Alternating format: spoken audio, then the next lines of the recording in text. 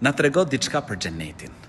Në xhenet ka gjëra që syri nuk i ka parë, veshi nuk ka dëgjuar për to, mendja nuk i ka shkuar njeriut për to. Në xhenet, besimtarët do të kenë mundësi të shohin Allahun e lartësuar. Na tregon Zoti i gjithësisë në Kur'an dhe profeti alayhis salam na ka treguar në hadithe.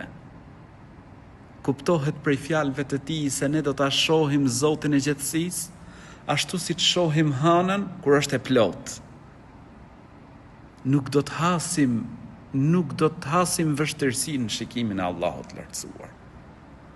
Nuk do të kemi mundësi të shtyjmë njëri tjetrin për të patë madhin Zot. Kjo është kënaqësia më e madhe që do të përjetojnë banorët e xhenetit në xhenet, me pa krijuesin e gjithësisë.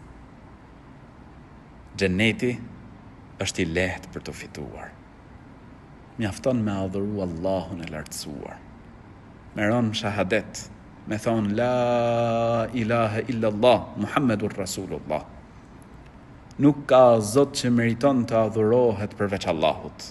Muhammedi është i dërguar i tij. Mjafton njeriu me ju bind Allahut lartësuar, me fal namaz, me respektu prindrit, me rrit lidhjet farefisnore, me bë punë të mira në këtë dynja. E lehtë është xheneti. Lumë për atë njeri i cili e shfrytëzon këtë dynja, këtë jetë e cila është e shkurtër dhe fiton lumturinë e përjetshme, xhenetin e Allahut lartësuar.